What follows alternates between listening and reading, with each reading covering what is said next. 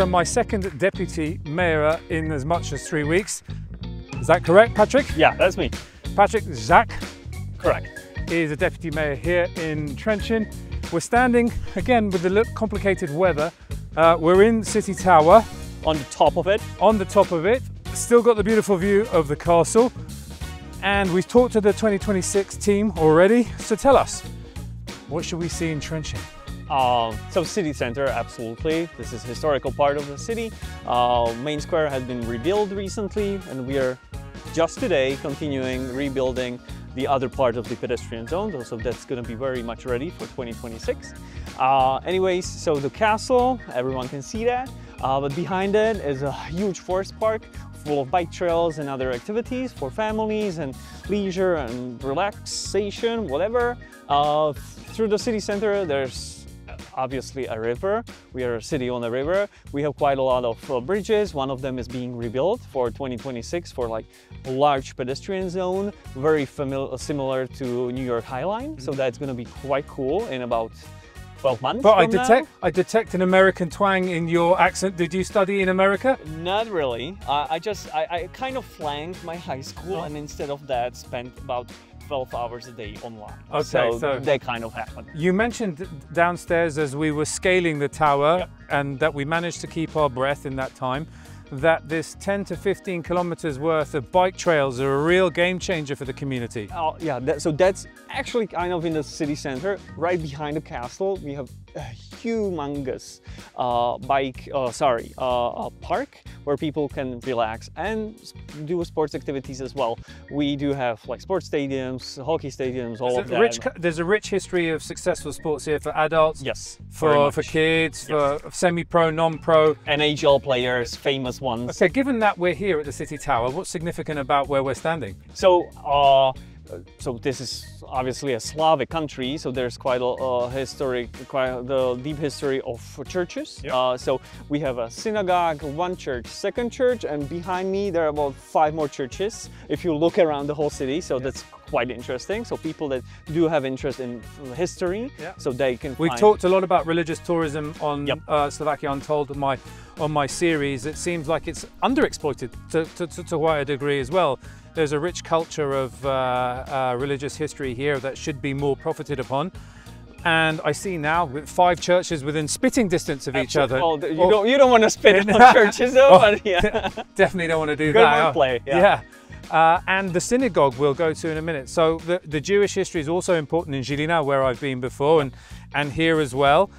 So there's funny thing, well, funny, bad pun again, but before Second World War, about 15% of inhabitants of the city were of Jewish descent. Not after the Second World War, pretty much all of them were deported and never came back. Unfortunately, the synagogue during the Soviet era became a warehouse, and it was all plastered in white. But over the recent years, thanks to Norwegian funds, European Capital Culture Project, and very strong will of the Jewish community, they are rebuilding the synagogue. If you're going in today or we're going in today. You are going to enjoy it very much. It's amazing. Thank you very much. I think the weather is beating us. No problem. And City Tower is the epicenter of all of those elements that you mentioned, and a viewpoint that you can get a real feel for Trenčín. I think this is like a focal point that you can touch upon everything that you mentioned. And of course, the castle is always in the backdrop. Trenčín 2026 is happening next year. You've got your work cut out, as you've told me. Quite a bit. You said it's the worst thing that's ever happened to you, but more importantly, it's the best thing that's ever happened to you. It's the most difficult thing that ever happened to us, but it pushes us forward. Thank you very much. Once again, come again. I will. Thank you. Thank you.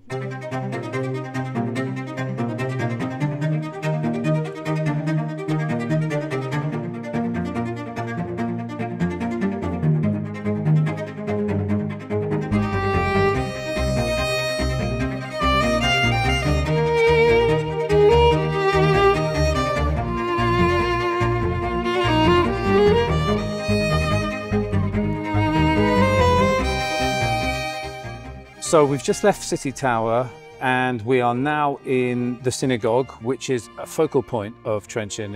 Its reconstruction has been talked about by the deputy mayor. Now I'm joined by Edward, who has been here throughout quite a lot of that process. Indeed. Tell us a little bit about the synagogue. It's absolutely stunning. Yeah.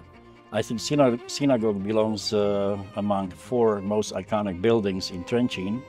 And it is not just a building because since it's very closely linked with the Jewish community, and there's a lot of pain, suffering from people who basically were part of this community. So what was a dark stain perhaps on Europe has now given Trenčín an opportunity to restore the synagogue back to its glory days. Understand from the deputy mayor that during Soviet occupation or during communist times this was plastered over in white, yes. And it was used as a warehouse. Indeed. So now the process has begun, or has been well underway, to restore it to former glory. Exactly, yeah. Speak a little bit about that. Yeah. And how long it's taking to shape up. Yeah, actually during the communist regime, this was it was a warehouse, and it was basically left untouched. But after the fall of communism, we started to use, and particularly now in 1920, they signed for European funds and Norwegian funds, and they were successful in obtaining funding for reconstruction, as you see it right now. And there are 2 tranches for the reconstruction, and nobody believed it would ever happen because it's very costly. Of course, community is very small, so we are very lucky that this one of the most iconic buildings in Trenčín, gets this new. How much of this is original? Absolutely, it's the same as used to be in same as used to be. 1913, So when it was erected. So it's 112 years old. 90, yes. So it's 110 years old, and this was all covered in plaster, and and a warehouse. It was totally neglected. damaged. Yeah, it was totally damaged. It was during the World War II. There was a detonation here. There was nothing left, and of course they didn't have the money to reconstruct, and basically this building has been misused. So my question to you is that, putting aside the history, or the sad history that Right. we've dwelt on, the 112 years after the inception of this synagogue, now we're looking at 2026, where Trenčín will be a European capital of culture. Are we going to attract the Jewish community to come and visit the synagogue? And in terms of tourism, this must be also a big draw from the Jewish community in the region. How are you perceiving it? Well, I think they feel very strongly about this building, since they know the history. They know how many people used to live in Trenčín, and majority of them basically were sent to concentration camps, and they didn't expect that this would happen. So I'm trying to talk maybe a little bit, because we talked about religious tourism to Trenčín, Yeah. with the churches. Yeah. Synagogue falls under that category as well. Exactly. It's religious tourism. So I'm curious as to how the Jewish community perceives coming here. Are we getting visitors from around the world coming? There are coming visitors from all over the world. So from particularly Israel, from the United States, States. particularly Israel. And it's a real focal point of tourism for the city, think or it's becoming more and more. No, it's becoming more and more. And they are well aware that the synagogue has been reconstructed, so they are interested to come in. Okay, so full glory, Yes. as we talk about it. When would it be to your satisfaction, Ed? When do you think we can tick it and say we've done absolutely everything to make sure that the synagogue in Trenčín is global worthy? I think in 2026 would be probably very good.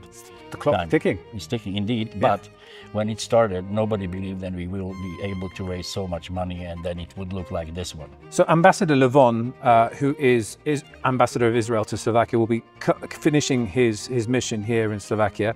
And he served the Jewish community fantastically well in this troubled time. Ambassador Brink, who was the ambassador prior to Ambassador Rana, was the US ambassador to Slovakia 2 missions ago. She came here. She came here, yeah. And can you tell us a little bit more about sure. that? I mean, she came here in 2021, prior to her departure to Ukraine. And she met not only with the Jewish community, but the Holocaust survivors.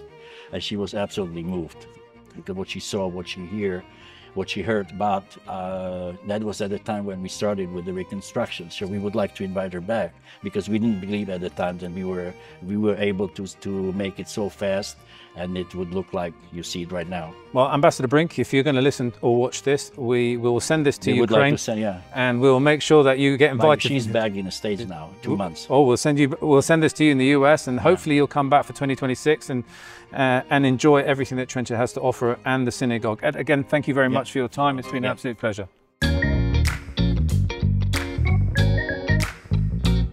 So we've done the cultural side of things in Trenčín. We've seen the synagogue, we've done the castle, we've done the city tower, we've wandered through the streets and seen everything that Trenčín has to offer. But an integral part of the Trenčín DNA is ice hockey. I'm at the MG Rink, and I can't begin to tell you how many superstars of ice hockey have been born in Trenčín. Maybe Nicholas can.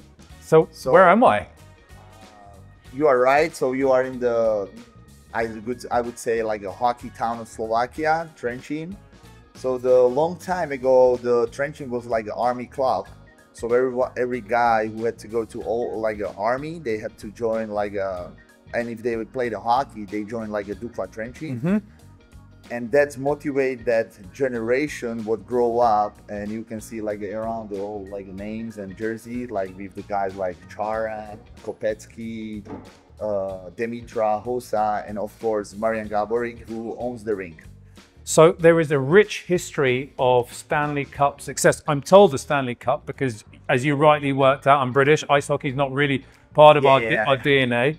So there are 5 Stanley Cup winning members here, and there's a little museum here as well, if I'm not mistaken. It is, but it's on the other ice rink. Yeah. And so it was like Marian Hossa won it 3 times, and Gaborik 1 time, Hossa 1 time. So the people like got used to that Stanley Cup is coming to the city like almost every summer, you know. So what's in the water in Trenčín that makes ice hockey players so good, or is it the food? I don't think so. I don't think so. It was like All the walk up to the castle every day. Maybe that was the reason they had to do that. But I think the system was really good. So when the guys were like motivated, like I said, that the players who came here to play for the Dukla Trenčín. Now, I was in Košice recently, and Košice lays claim to the #1 draft pick. If I'm not mistaken. Yeah. Juraj Slavkovský. Who is the great white hope of Slovak ice hockey. Yeah. So Marian was the number third. Yeah. So he was the number 3. Number 3 pick. Yeah, number 3 pick, and so we hope that Slavkovský gonna have at least career like a Marian. And he's clearly they're all very well paid. And it's good that they give back to the community. So this building is sponsored by Marian Gaborik. He owns this. He built it. I don't want to lie, but I think he was like a 21 or something. Wow. So he's giving back to Trenčín because Trenčín gave him so much. Exactly. Talk to me about the next generation of Trenčín ice hockey players. Are there any future Stanley Cup winners? I hope so. Any names that we can look out for? It's hard to say the names right now because, you know, but there's many like guys who has the talent to be like on the top. And Nicholas, forgive my ignorance because Žilina, I know I follow Žilina and Košice, where my wife is from. The title was very close this season. Where do we think Trenčín are going to feature next season?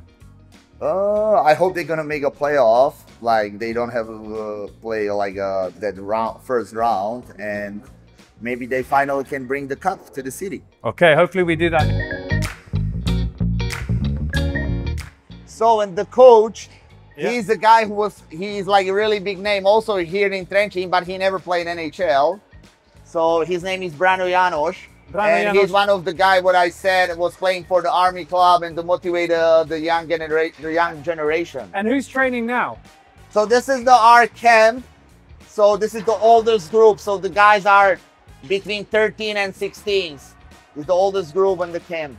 I heard somewhere that you have lots of foreign clubs coming to train here. You have kids coming from different countries. Is that true? Yeah. So now in this group, you can see the guys from Poland, USA, Hungary, from Canada also, of course, Slovakia. I heard that there's 2 kids from Greece, and I think Also Italy or Spain.